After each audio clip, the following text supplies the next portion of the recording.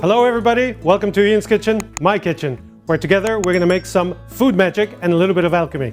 Today, we're gonna make a salsa and we're gonna make it in a hurry. All the work is pre-done. This is my own recipe tweaked from a traditional salsa recipe, and it's always a hit. I love keeping it. Keeps for about 2 weeks if you hold it in the fridge in an airtight or vacuum sealed container. So, as I said, all the work is pre-done. We are going to be starting with our diced tomatoes. They're not skinned, they're not seeded. It's just diced tomatoes with a very sharp knife. And we're gonna go on with green peppers. Now this is gonna go in rapid succession because, as I said, all the work is pre-done. All we need to do now is mix it and taste it. So you got your yellow peppers. I really want this to be colorful and beautiful. You got your orange peppers here. Now we have some spring onion tops, giving it a beautiful crunch. And we have both red and white onion. Look at that. Now this is starting to get crowded in here, but thankfully we're done with most of the ingredients. Now what we need to add is something that's going to start extracting the taste and the juices from our salsa. Here we have a mixture of 80-20 with salt and sugar, and 2 soup spoons with white pepper. So most of it is going in. We can keep a little bit for the end, just in case we need to adjust the taste. And what we're gonna do now is slowly mix it together. See those colors starting to come up? Now this looks like a rather big batch, which it is, because I'm cooking for 50 or 60 people. So the ingredients are going to be listed in the description below the video, just in case you're wondering how much of each thing I'm putting in.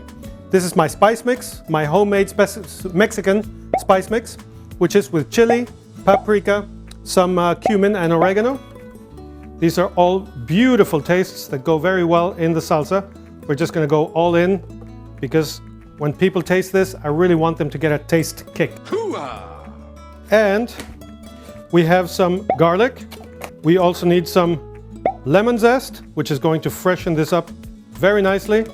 And of course, some lime zest to get these tastes to mingle, although they're not single.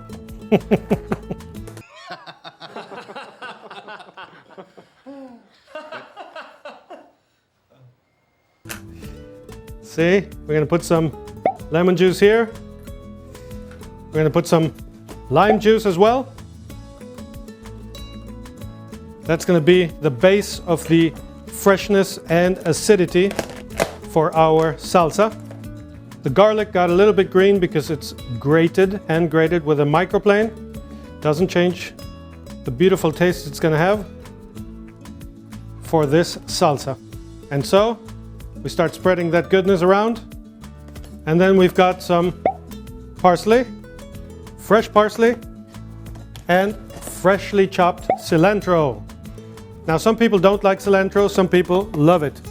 You do whatever you need to do in your salsa so that your guests will enjoy it. And then, last thing we're gonna put in is olive oil. But we want all these tastes to mingle first. So you can see I'm using gloves. No shame in using your hands here. Just make sure it's all nicely mixed so you got all these tastes mingling together.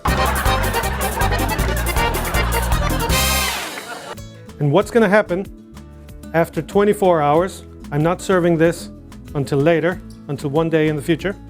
So after 24 hours, all these beautiful tastes are going to mix together and create a salsa that you will not soon forget. Now lastly, we have our extra virgin olive oil. Oh yeah.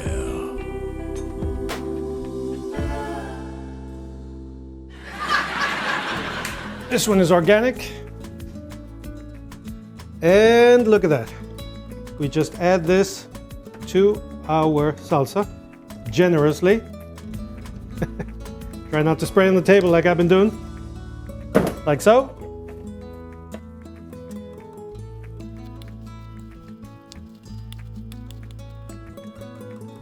All right, here we have it. This is my citrusy, fresh tomato salsa. Now, if you want, you can always adjust the taste, the salt, the pepper, the heat, the acidity.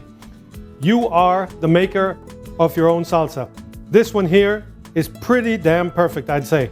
Now, it needs to develop for 24 hours, not to toot my horn and in all humbleness, but this one here is super, super tasty. Really worked. You can hear the crunch. And all those notes, all those flavors are coming through. I can only imagine what it's going to taste like in 12 hours. Try this for yourself. You will not be disappointed. Your guests are going to love it, and you'll never stop making this recipe. Use it for your kids, taco nights. Go for it.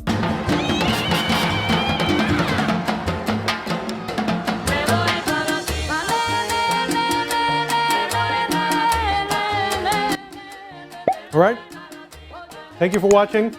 Thank you for watching Chef Ian's Kitchen. I'll see you in the next one.